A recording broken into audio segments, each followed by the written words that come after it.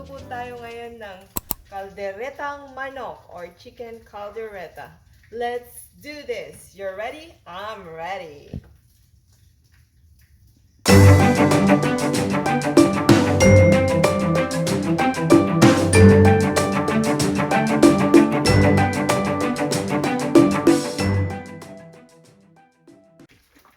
Okay, before prepping my chicken caldereta, I'm making a snack for me and my husband. So his favorite, I think it's turon. We've been doing this for 2 times already this week. So let's enjoy the turon later.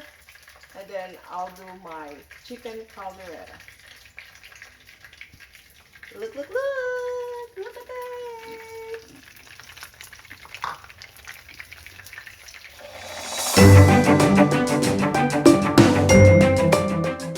Tomatoes,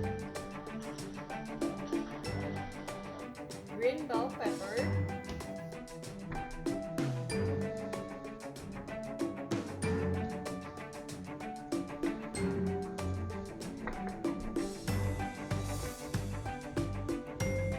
and garlic,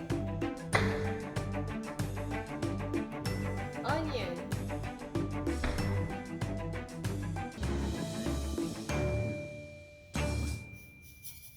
I'll put some salt. Tapos, himas-himasin lang yung chicken.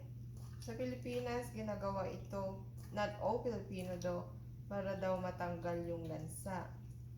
Ayan, trinatay ko lang siya. Wala namang mawawala pag itry natin, di ba?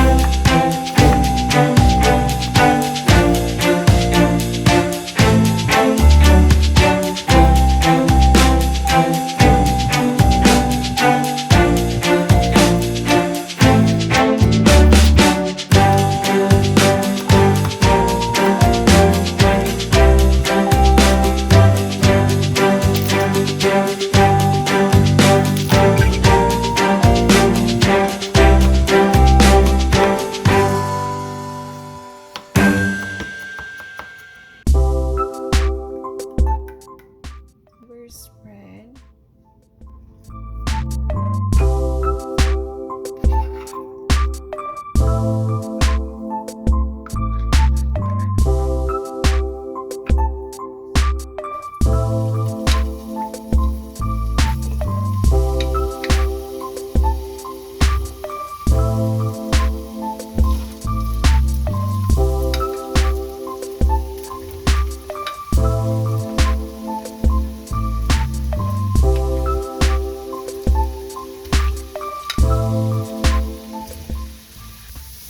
Ayan, medyo nagba-brown na siya. Tayo lang natin ng kaunti. And then, let's set aside for a while. Naglagay po ako ng napkin para mag-absorb ng oil.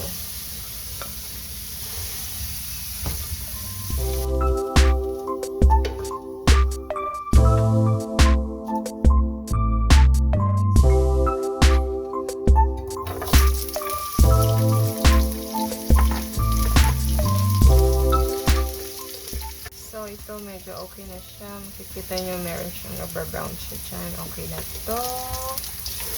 And then, let's set aside again. Okay, there you go. Next is the bell pepper.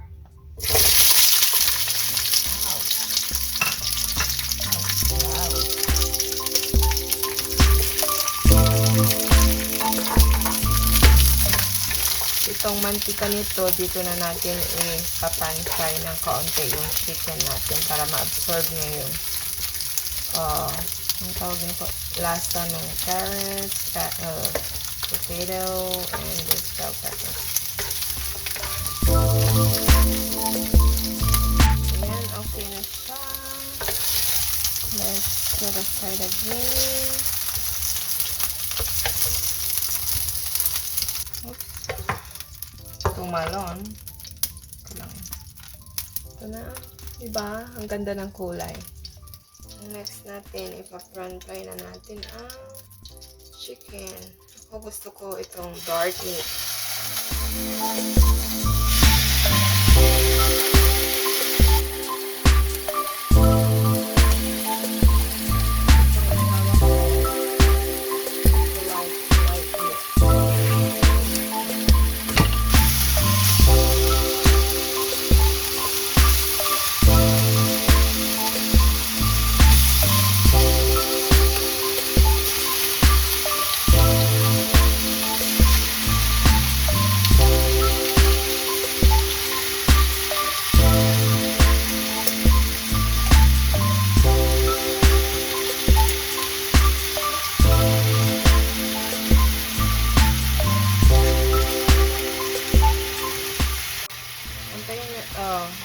Luluto natin to ng mga 1 to 1 minute per side para mag-golden brown po siya.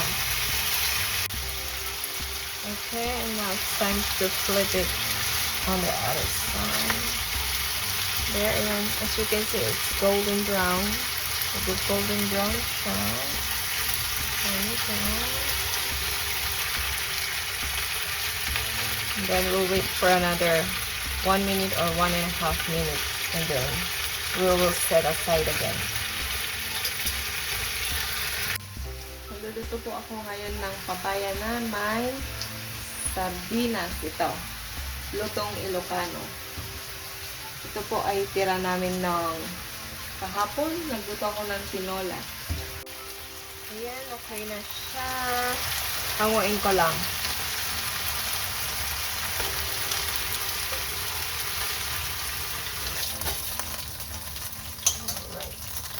There you go. Ayan, may brown-brown na siya. Sabi nila, onion daw mauuna, pero ako nasanay ako magluto ng garlic ang nauuna. Okay, so I put garlic.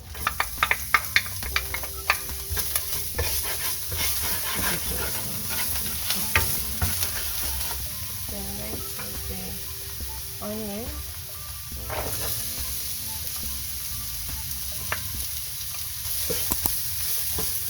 Next, we'll put the tomato dice.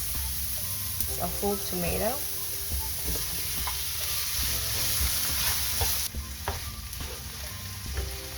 Ito ang sekreto. Ganyan, stir lang ng stir. Malambot na yung tomatoes natin, yung kamatis. Next, we'll put the meat, the chicken. Okay.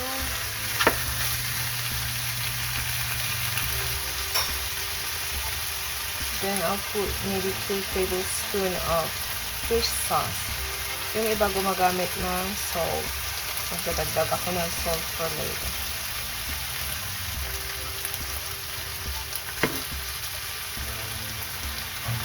Next, I put rice water. Ito po ang gagamitin ko. It's 1/1 cup. There we go.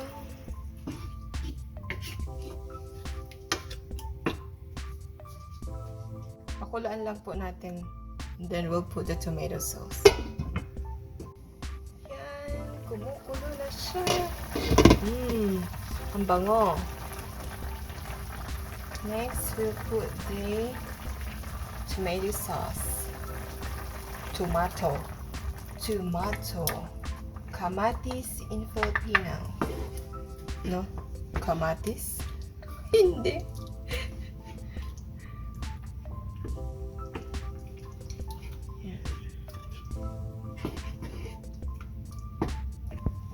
Pakuloon lang ulit natin ito, tapos ilalagay na natin ang ating patatas, carrots and the bell pepper, and also some other ingredients. And then we'll add chicken cubes. Ito po ay may halong, this one has tomatoes on it.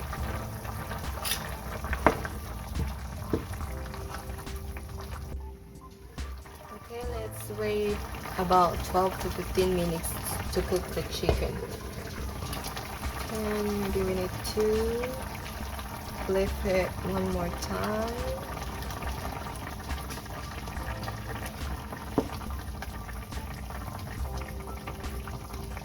So it will absorb all the good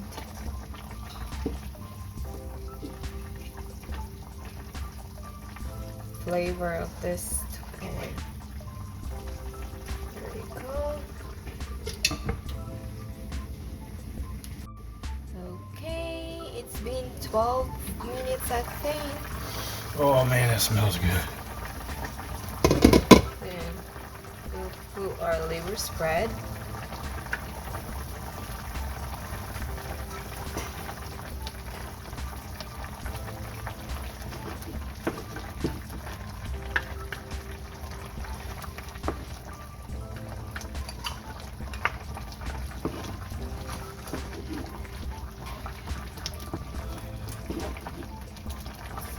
Absorb it.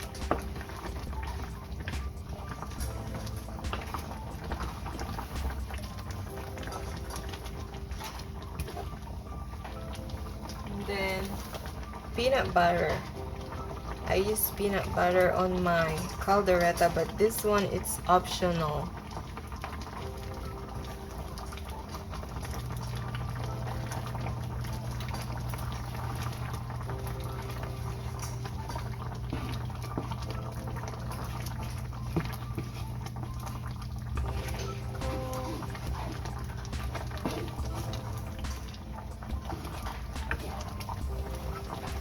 Oh, it smells good. I can smell It does. I'm ready to eat.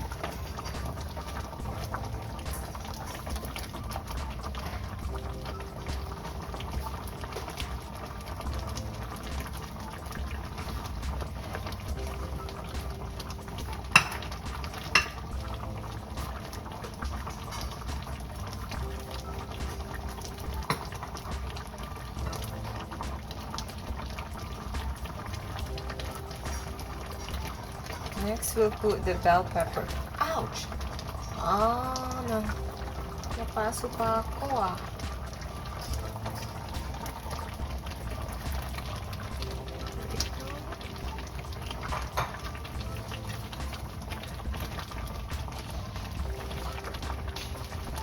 Oh, look at that color.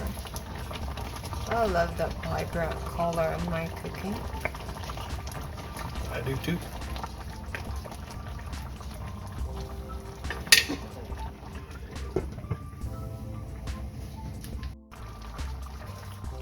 I'll add some chili pepper. Chili powder. Just a little bit. Here.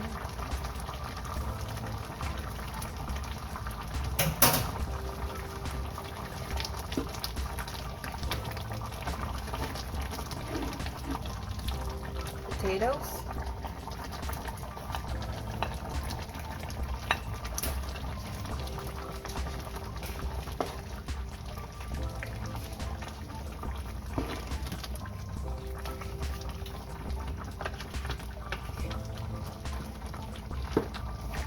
Next is the carrots.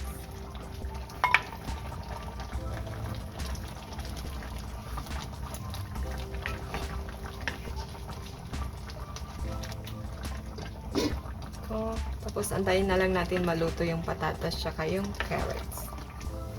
And then I'll put maybe 2 sprinkles of Tabasco sauce. Smells hot. Spicy hot. Check. The potatoes is tender. And it's time to put some pepper.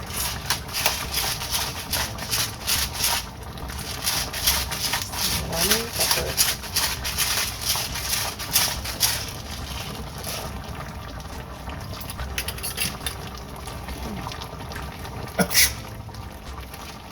Really?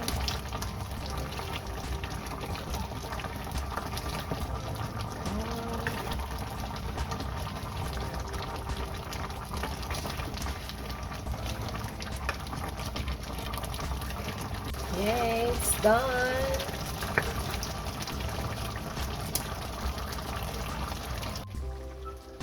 Tikman na natin. Tingnan nga natin, masarap.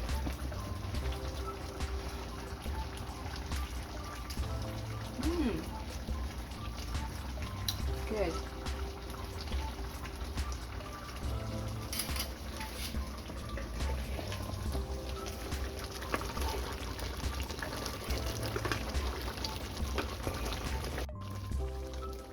There.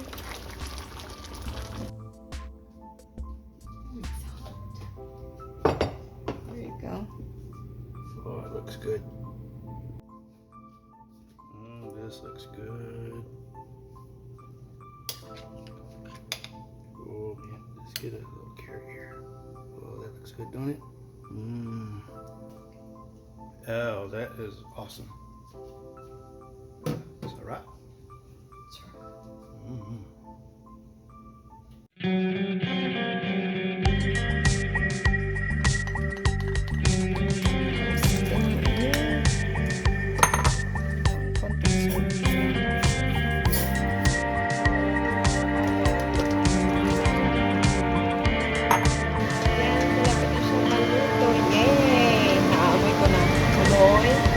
Sardinas, of course. Cook already. Look at that. Yung sardinas, turok na.